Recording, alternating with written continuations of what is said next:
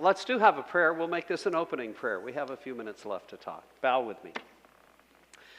Lord God, we thank you for the gift and beauty of this time that we share together with sisters and a few brothers in faith. We thank you for this place that now is decorated and ready to celebrate your birth into the world. We thank you especially for your word that speaks to us, for the law that you have given us. We thank you that we have a few moments in time right now to be blessed with the abundance, not only of friendship and fellowship, abundance of liberty, but an abundance of your word and your love that overflows into our hearts that then we can share with others.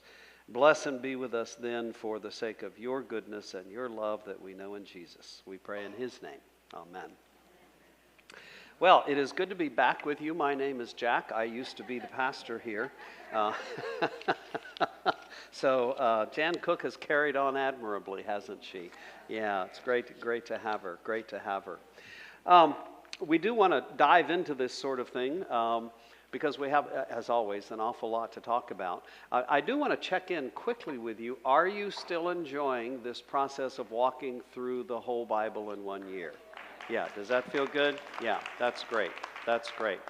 I would suspect that in future years, when we probably will be back into, a book-by-book study sort of thing, that this information will be very, very helpful to you as whatever it is we're studying next year, because you will understand more of where it fits in the big picture.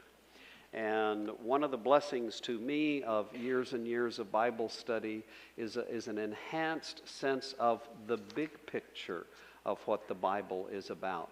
Most books, you can read a book and say, this was the beginning, this was the middle, this was the end of the story. That is so difficult to do with the Bible because it's such a long book, it's such a complicated book, it is so rich. There's no other book like it in the world in the way that it just engages with us. And so it is worth a lifetime of study. And I'm so thrilled that we've had this opportunity to be walking through the whole Bible in this year. So I'm enjoying it with you as well, as a matter of fact. As always, it's important that we know where we are in this story, where we are in the flow of things. And that's particularly important today because we're going to, in a sense, have a little bit of an interruption in that flow, but for a very, very good reason. The flow, of course, starts with the creation of everything, and then everything falls apart, and then God has a plan to put it back together through the story of Abraham and the family of Abraham.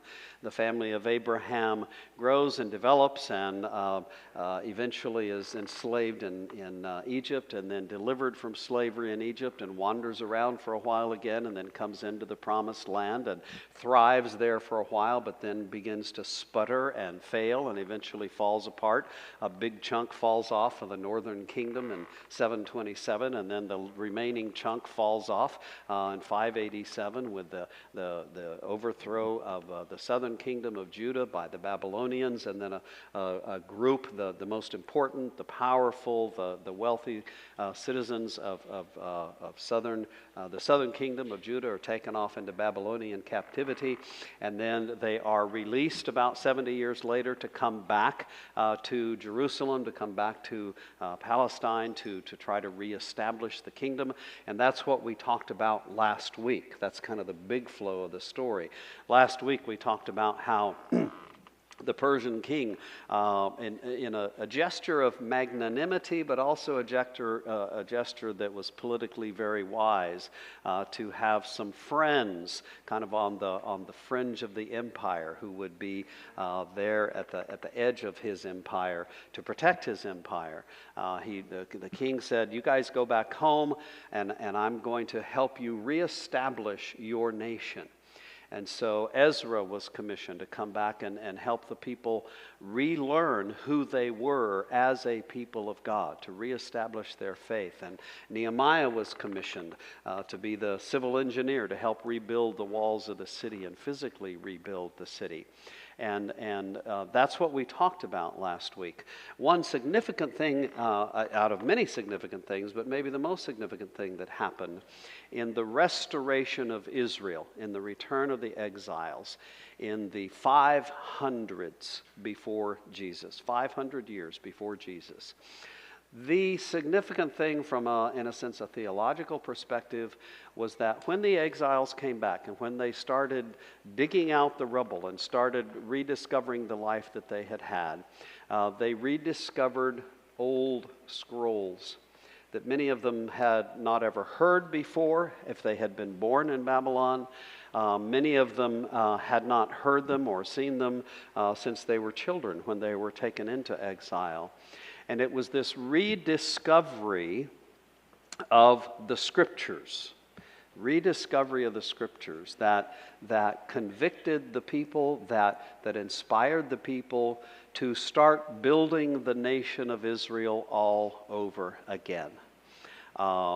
Hearing the law and the prophets. The law and the prophets was an incredibly stirring moment for the people as they, in a sense, kind of rediscovered their history, their heritage, the story of God's faithfulness to them, the story of who they were as a people. I don't know if any of you have done any studies with some of these genealogical groups now, where you can, give a little bit of blood or your right arm or saliva or a lock of hair or something or other, and they test your DNA and they tell you all about your history. And you find out that all of those horse thieves that your grandmother told you about were actually your relatives, whatever. Now, it can be very, very energizing and educational, and kind of, it just gives you a feeling that, to me at least, is indescribable, to learn more about the history of your family. People that you've, of course, never met, people whose names you didn't know, but who had lives just like yours, and what that means for who you are. That's kind of what was going on with the people as they came back from exile. And not just from the people who came back from exile.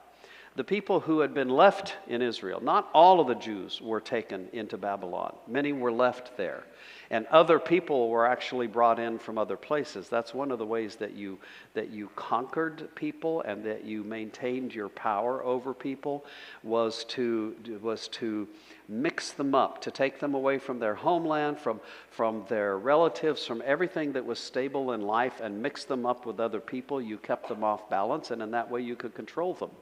And so even the people that had been left back in Israel had kind of forgotten who they were, and maybe given up on this God because things had not gone well for them. But now there is a glimmer of hope, and that hope is encapsulated and it's encouraged as the people hear again the story of God's faithfulness and God's love, and they learn again the law and the prophets. So today what we're going to talk about is about the law of Israel.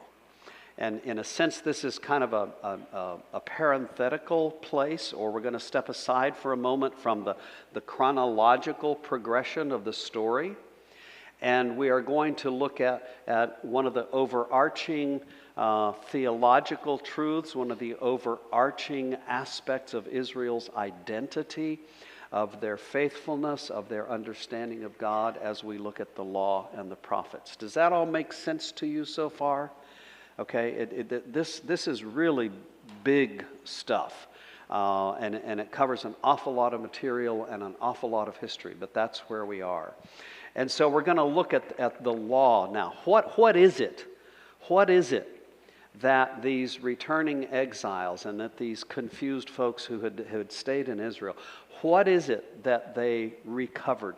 What is it that they heard? What is it that they focused on that gave them new energy to become again, in a sense, a physical nation existing there in the Holy Land and continuing in their relationship with God? It is the law and the prophets. And so that's what we're going to talk about today, in particular, the law. And so we start in the passages that were selected for us, Exodus 34. I trust that you have read through this. I'll summarize quickly. You remember that way back when the slaves had been taken out of Egypt under Moses' leadership, and they had come to the base of Mount Sinai, and Moses had gone up to the top of the mountain, and God had given him the 10 Commandments, and he came back down the mountain, and in just that short period of time, the people had gone back to worshiping idols, the golden calf, and so Moses became angry and threw down the tablets of stone and broke them. And there was a, I'll say it this way, there was a come to Jesus moment, right? Between Moses and the people, between God and the people, and they said, oh man, we've messed up, okay. So Moses goes back up the mountain, and God gives him a new copy of the 10 Commandments, and that's what's in Exodus 34. That's what's in Exodus 34. The reestablishment, the regift, if you will, of the law. And in this conversation, as well as giving the 10 Commandments all over again, a brand new set of them, we read in verse 14 of chapter 34, "For you shall worship no other God, because Yahweh, whose name is jealous, is a jealous God." Now, in a minute, we'll talk about the 10 Commandments themselves, but I want to talk about this phrase first. You shall worship no other God, because Yahweh, whose name is jealous, is a jealous God. Let's remember the context in which the whole story of the Old Testament, and going into the New Testament, the context in which this all happens. It happens in a context in which people worship all kinds of different gods. And in some sense, the big news about the Old Testament is that all of these other gods are fake. They are false. They don't exist except in the minds of the people who worship them. There is one God who actually does exist. And this one God has revealed himself to these people and lays a claim on these people, saying that you are my people. These other gods don't even exist. They're nothing.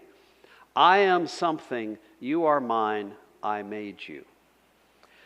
That's what God means to say, and that's what we mean to say when we talk about God as a jealous God.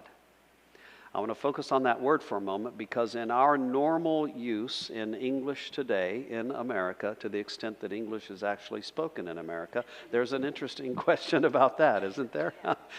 But in normal use of the English language today, the word jealous has a negative overtone to it, does it not? We say to people, oh, jealousy is a bad thing. You shouldn't be jealous, right? Jealousy is a bad thing. And we understand what that's about. So how is it that we can say that God is even named jealous, that he's a jealous God? We need to get straight in our minds what this is about, or we can run into some dangerous territory.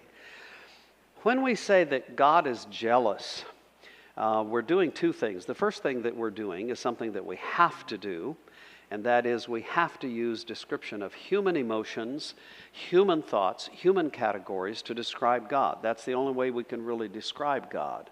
This is the process of, we call it anthropomorphism. We assign human characteristics to someone, if you will, who is not human, okay? And so anytime we say that God is loving, or God is a father, or God is a mother, or God is, we're using categories from our own existence. And every single thing that we say, we have to be careful, because we're talking about someone whom we don't completely and totally understand. This is especially important to remember when we talk about God as being a jealous God, okay? But beyond that, what is jealousy all about? Jealousy is all about exclusivity, right? We get jealous when our dog pays attention to somebody else and not just me, right?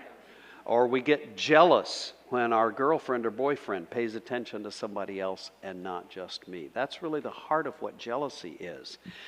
Is God so small that he's upset when we pay attention to other gods? You're darn right he is. Because that's a lie. That's a falsehood. That doesn't exist. God is jealous of our attention to go only in His direction because He knows that when we give our attention to some other god, that is death. That is death. All right? That is the end of the goodness and the beauty and the blessedness that God means for us to have.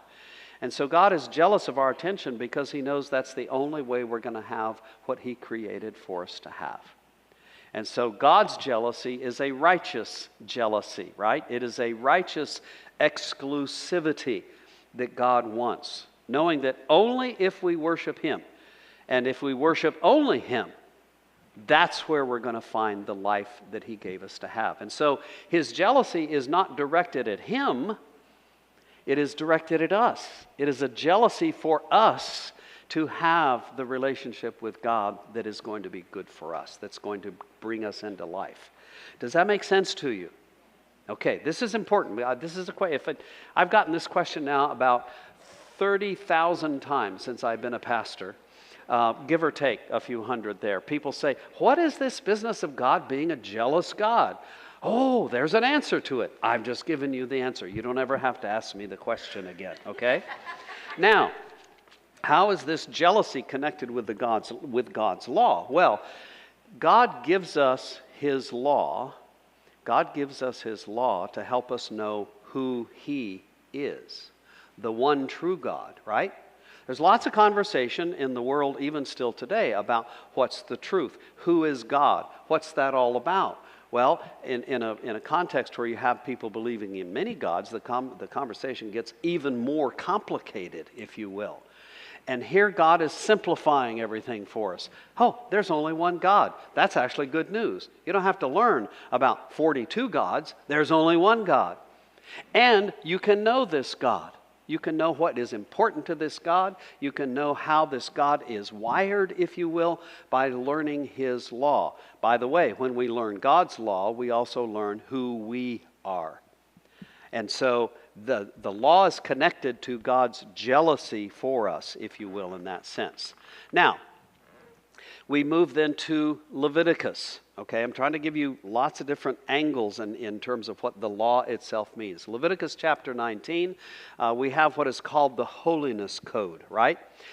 In chapter 18, which we didn't read, in chapter 18 begins with this phrase, and it's repeated throughout chapter 18, where God says, "You shall not do as the Egyptians or the Canaanites or anybody else.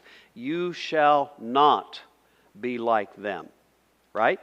One of the ways that we define ourselves, one of the ways that we define anything actually, is by defining who we are not. Okay?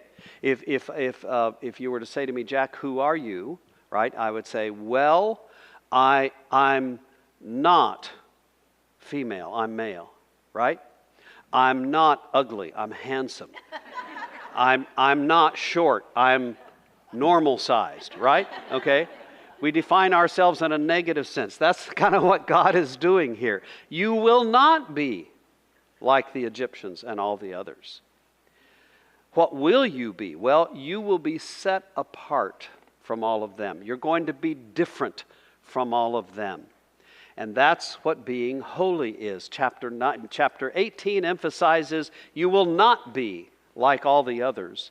You will be holy. You will be set apart for me. That's what holiness is, by the way. All of you are holy. Now, I didn't say that you were good. I didn't say that you were sinless. I didn't say that you were righteous. I said that you were holy. We get very confused in the way we use these theological terms today. Holy is not about being good. Holy is being set aside for a particular purpose, a particular role, right? So to be holy is to be taken away from being like the Egyptians, for instance, and to start becoming like who you are meant to be, the people who worship the one true, only living God.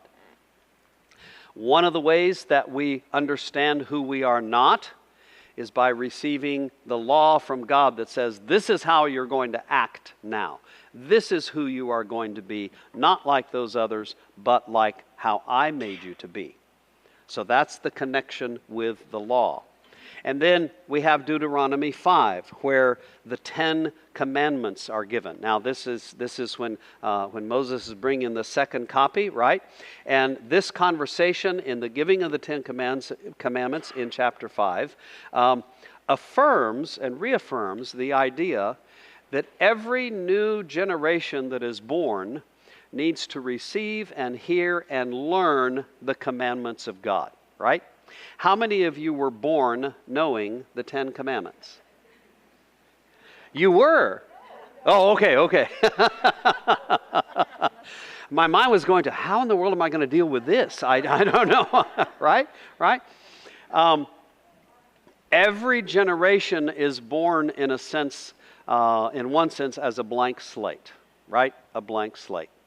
A baby pops out and doesn't know anything. Now, that baby is influenced in very profound ways by the context into which that baby is born. Yes, absolutely. But the baby has to learn all over again for a new generation who he is, who she is, what life is all about. This is one of the reasons that we keep studying the Bible, that we keep listening to preachers, that we keep celebrating Christmas, is because every new generation needs to learn the old stories. And this is true when it comes to God's law. This is why we're emphasizing the place of the law. Israel understood that in those original 10 commandments, and that everything that flowed out of those commandments, and also the story in which the commandments, the context in which the commandments were given, all of that had to be transmitted and cemented into every subsequent generation, or they would lose their relationship with God. Does that make sense to you? Every subsequent generation. Now, the exiles had just lived through a time when people had mostly forgotten about God. They mostly didn't know all of this history. All they had was maybe a few scrolls that they were able to take with them when they were carried into exile. All they had was maybe a few scrolls that they were able to save in the midst of the destruction and burning of Jerusalem and the ransacking of the whole country. All they had to go on was the memory of the old people who said, "This is the way we used to do it." That's all they had. And so when they came back and under Ezra, they discovered the law again, they realized the importance of teaching each new generation who they were and what they were all about. Now, I don't know, is this thing still on? Is this going? It is? No, it's off. All right, I'll just use the voice that God gave me. Yes, good idea. There it is again. Ooh, yeah.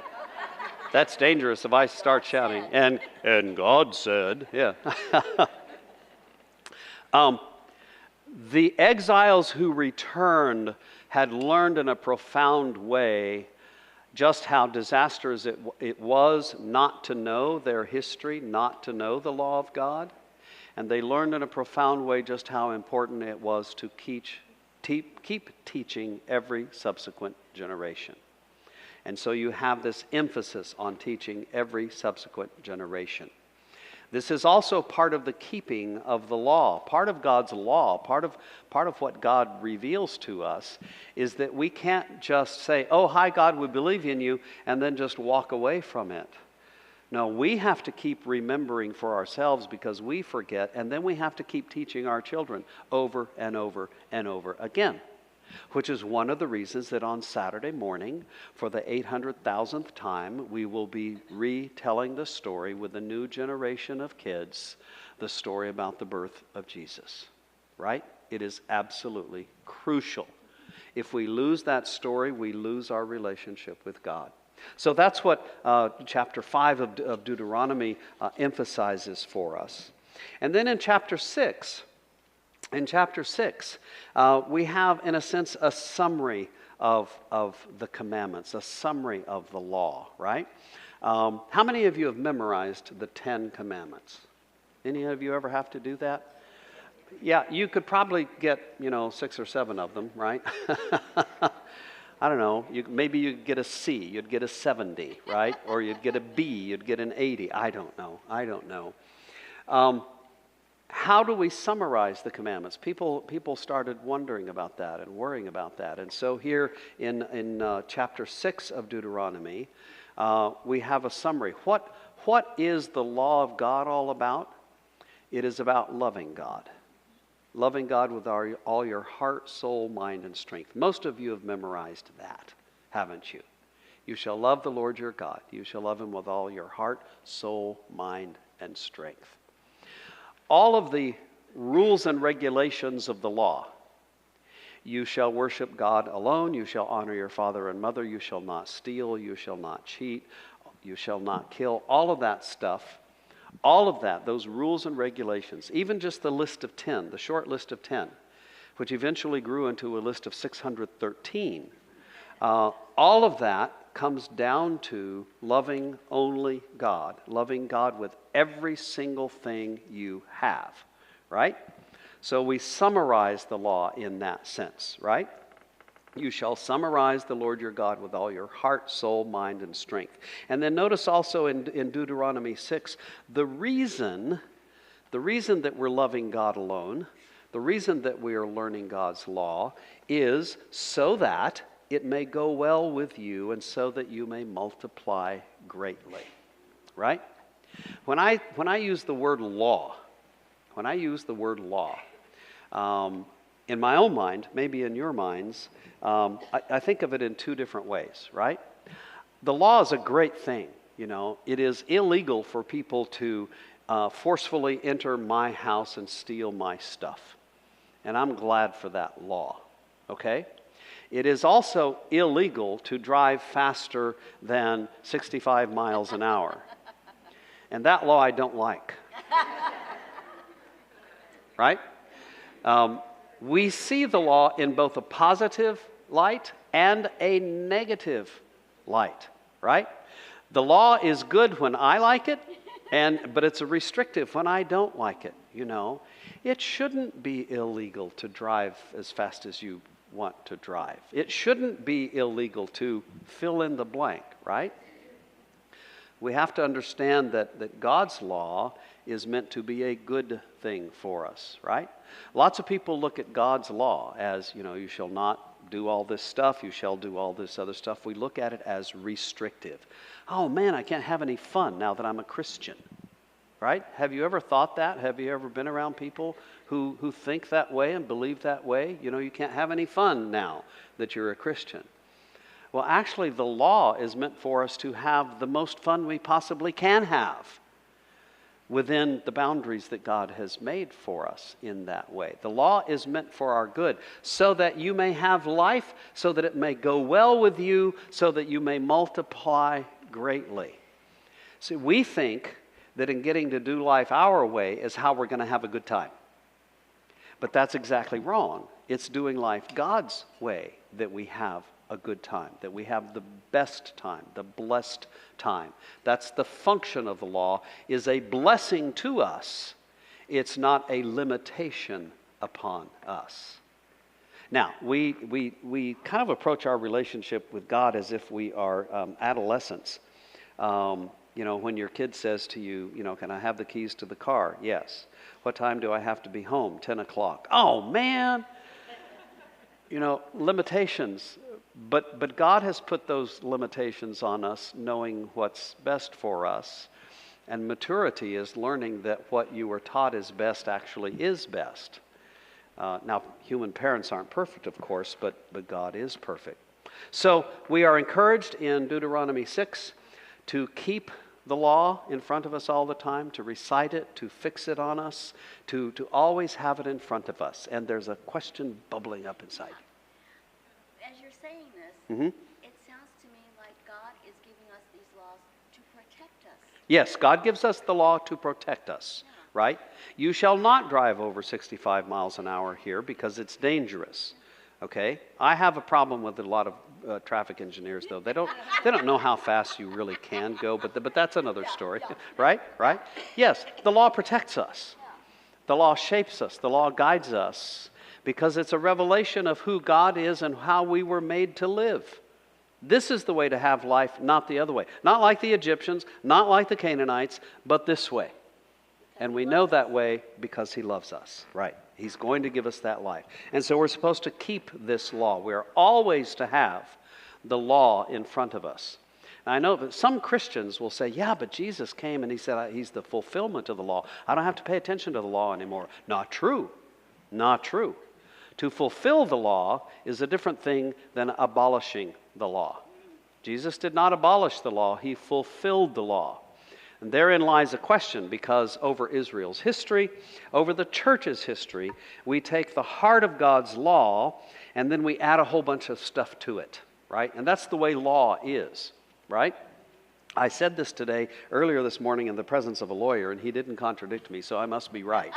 But what I said was that human law starts with this much material.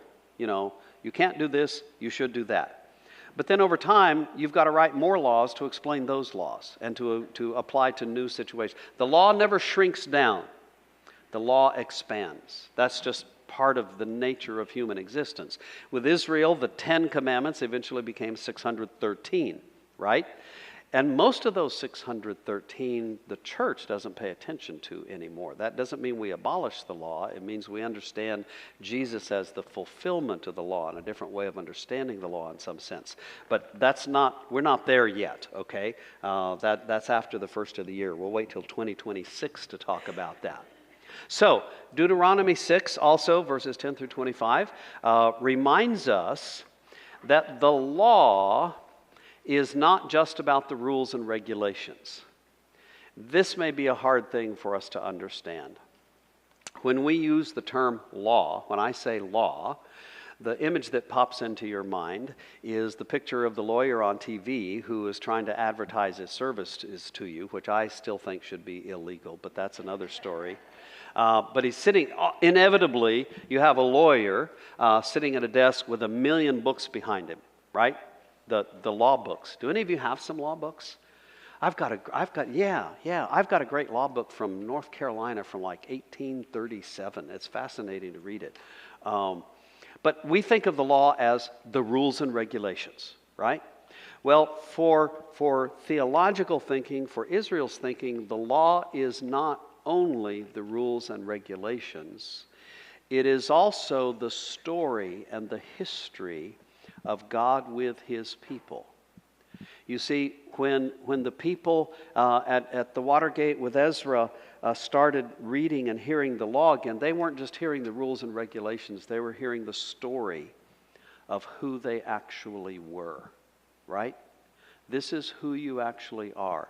Now, story, our history together, also tells us about who we are and who we are meant to be. The law is one way, the rules and regulations is one way of describing it. The story is another way of describing it. Let me see if I can help us get in touch with that reality, or that dynamic as I understand it.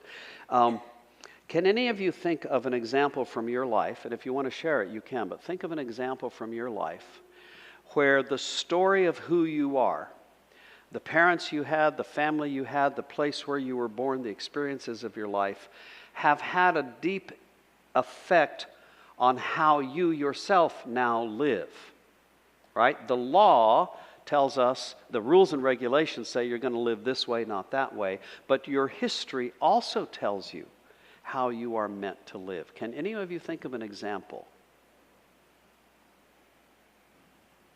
Let me give you an example that I think of, okay? Maybe it will help stir your minds, because we don't really have a lot of time to share a whole bunch. I hope you share about this in your small groups, by the way, because I think it's a deeply profound insight and a very important question to ask.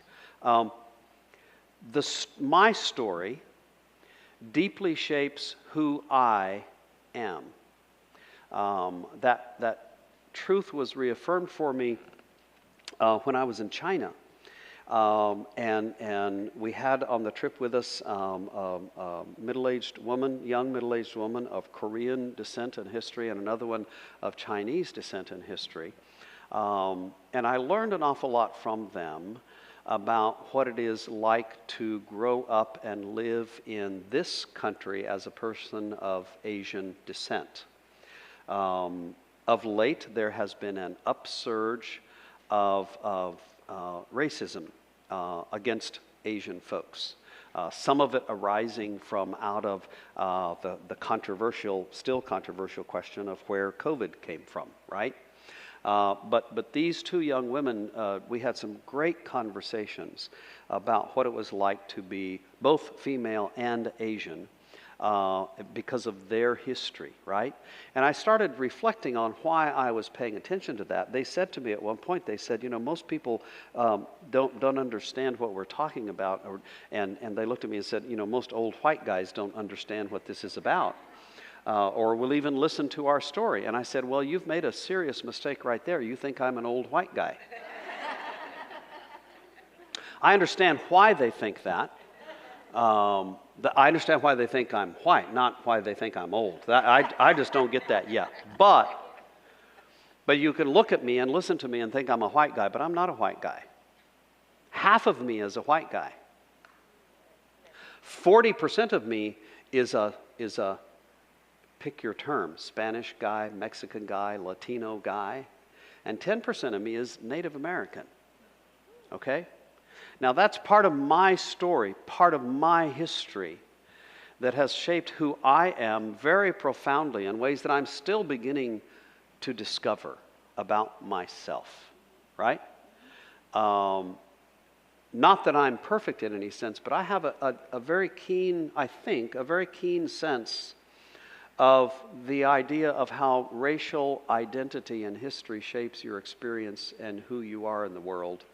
And I have a growing intolerance of those who are intolerant of anybody from outside their own particular racial ethnic identity. Does that make sense to you? So my story shapes who I am. The story of Israel shapes who Israel is and tells Israel who they are supposed to be, right? Now, this is a highly controversial theological topic and a political topic, always has been, always will be. But Israel is a nation that was enslaved and that was delivered from slavery. It is a nation that suffered as a minority group and still suffers as a minority group. It is a nation that was once a refugee nation, and in some of Israel's best theology and self-understanding, it is a nation that receives and welcomes refugees and people that are not like other people. Now that's a hotly debated theological and political topic in Israel today. Among those who say that the nation of Israel should be racially, ethnically, theologically pure and get rid of everybody else, on one hand, or the other hand that says, look, we've always been a nation of mutts. We need to welcome everybody. You see how that story of who you are and what has happened to you is hugely important in who you are. So when we talk about the law, we are not merely talking about the rules and regulations. We are talking about the history of the people that informs who they are. There's nothing worse for a human's identity, for an individual's identity, than to learn that they have been lied to about their history. Now, some of you here may have been lied to about your history, or parts of your history have been swept under the rug or simply not talked about. You can't know who you are unless you know your history. So that's an important thing to remember when we talk about the law and the prophets, okay? Let's go to Deuteronomy 30 very quickly, and then we'll get to the Psalms. Deuteronomy 30 is a fascinating passage. This passage is talking about a historical period. It comes from out of a historical period before the exile, before the Babylonian exile, which we looked at in the last couple of sessions, right? But it says very specifically, when you go into exile, you need to remember the law. Was that a passage that was anticipating that Israel would be in exile, or was it a passage that was put together in its final form after the exile had actually happened? It is this kind of a passage, and there are many others, this kind of a passage that gives rise to the idea that the Old Testament as we have it is a collection of stories passed down orally, then passed down in written form, written and rewritten and edited and revised over time. And finally, after the exile, the stories were finally compiled and pulled together, and much of the perspective of the story is from after the exile when the people came back, and not before, even though much of it is written of the history beforehand. Does that make sense to you? So when we are reading the Bible, when we're reading the story of the Bible, we try to figure out who was writing it and when they were writing it, because that colors what you actually write. Does that make sense to you? That's getting pretty esoteric in terms of biblical study, but you guys are theological experts, and so I wanted you to know about that. Okay, the two Psalms. Let's go to the two Psalms quickly. You see, we're not going chronologically. The Psalms are what? They are the prayer book. They're the song book of the nation of Israel. And very interestingly, the very first psalm is about the law. Have you ever noticed that fact? Right? The very first psalm is about the law. Happy are those who do not follow the advice of the wicked, or take the path that sinners tread, or sit in the seat of scoffers, but their delight is in the law of the Lord, and on his law they meditate day and night. There's more there. You've read it before. You've heard it before, right? There's no way to overstate the importance of the idea of the law, the rules and regulations, and the history of the people as it shapes the identity and the history and informs who the people are and what they do in life. Now remember that we're not just talking, as Christians, we are not just talking about Jewish history. We're not just talking about Jewish theology. We are talking about our theology and our history as well. As Christians, we believe that this history is our history. This law is law that is given to us as well. We begin to interpret it somewhat differently in some ways as we encounter Jesus, but that's a story that we'll have to wait for later. So this is not just for the Jews, this is for us, the importance and beauty of the law. And then Psalm 19 was also listed as one of the ones we'd look at. Psalm 19 begins with a discussion, a proclamation, kind of a celebration of how magnificent God is, right? The heavens are telling the glory of God, and the firmament proclaims his handiwork. It's all about how magnificent God is and his creativity and his power. And then in verse 7 it shifts to the law of the Lord is perfect, reviving the soul. The decrees of the Lord are sure, making wise the simple. The precepts of the Lord are right, rejoicing the heart. There are a whole bunch of really good positive words there that I want us to end with, right? If you read through the rest of Psalm 19, listen to these words. The very essence of God's law is about perfection, reviving. It is sure, it gives wisdom, it is right, it leads to rejoicing, it's clear, it's enlightening, it's pure, it's enduring, it's true, it's righteous, it's more precious than gold, it's sweeter than honey, it's rewarding, it protects from error and fault, it produces blamelessness and innocence. Wouldn't you like to have all that in your life? That's a great list, right? That arises from out of knowing and living by the law of God. That's how important the law is. And by law, it's time for us to stop. Like a speed limit. Yeah, like a speed, like that. Yeah. Well, yeah, there are no speed limits in heaven. What's that? That we know of. That we know of. That's true. Now, I have no scriptural basis to make that statement. That's a wish dream. Well, okay. You have, I think, some great questions to fuel your conversation later on. I'm happy to visit with you more. Sorry we didn't have a lot of time for conversation. That's kind of the way this is. We just have so much material to cover, and I hope this has helped you put it all together and kind of understand more. If you'd like to visit more, come up and chat with me. Let's have a quick prayer. Lord, we thank you as we started, and we'll thank you as we end. We'll thank you for your revealing yourself to us, for your teaching us who we are, for your showing us the pathway to actually have the lives that we all want to have, lives that are a blessing to us and others. May we be a blessing to others as we live by the law and teach others the law and continue to learn it ourselves. May that be for the sake of him who fulfilled the law, Jesus, in whose name we pray. Amen. God bless you, my children. Are you going to have a Christmas story Yay. for